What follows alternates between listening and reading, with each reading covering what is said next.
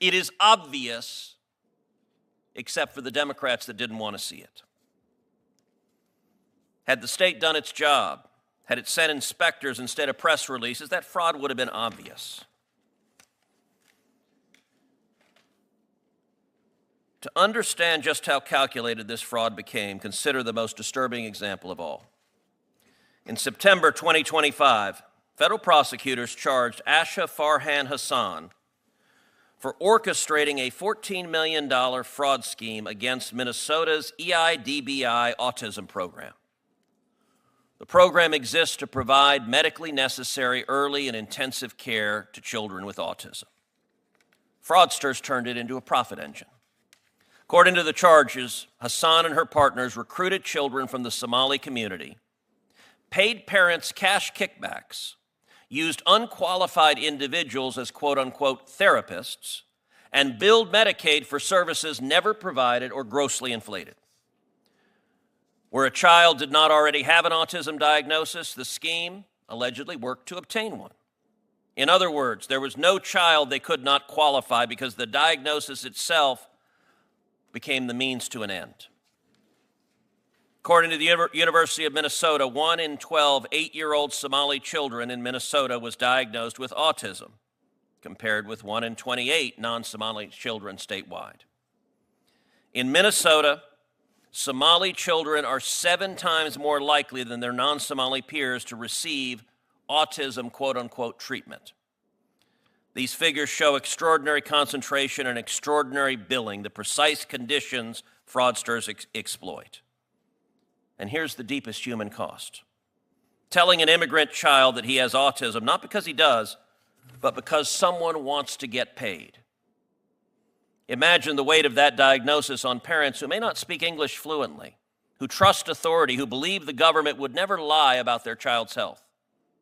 That label can follow a child for life, shaping education, self-image, and opportunity.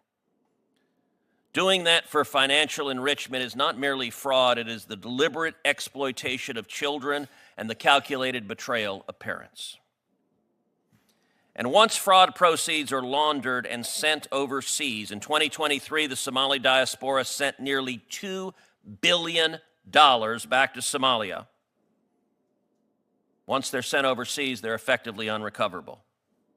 Meanwhile, Al-Shabaab, the U.S.-designated foreign terrorist organization and al-Qaeda's affiliate in Somalia, controls large swaths of territory and systematically extorts money moving through its financial channels. When billions of dollars are stolen from U.S. welfare programs and sent abroad, there is no credible way to ensure those funds do not enrich jihadists within Al-Shabaab. As one confidential source told the Manhattan Institute, the largest funder of Al-Shabaab, an Islamist terrorist organization in Somalia, is the Minnesota taxpayer. Listen to that again. The single largest funder of Al-Shabaab, a terrorist organization in Somalia, is the taxpayers of Minnesota. Taken together, the evidence before this committee leads to one unavoidable conclusion. Minnesota was warned.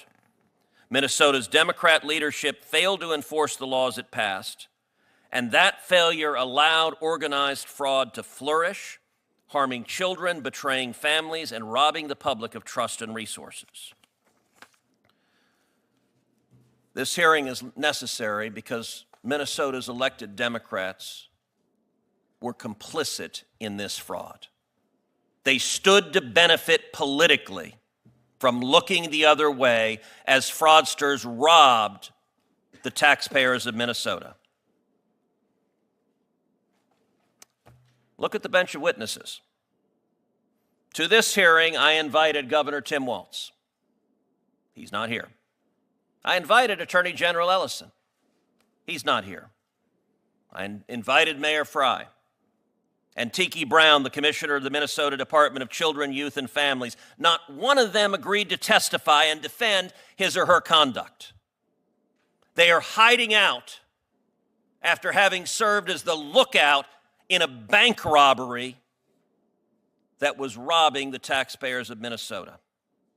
The people of Minnesota and the American people deserve better. And not a one of these Democrats has given any credible excuse why they're terrified to answer questions. I now recognize the ranking member. Strip away the party labels and the speeches, and this comes down to something basic. If billions can move through public programs without anyone checking whether services exist, the problem isn't ideology, it's oversight. And when oversight fails, taxpayers lose money, families lose help, and institutions lose credibility. That's bigger than any one senator or governor. It's the difference between a safety net and an open ATM.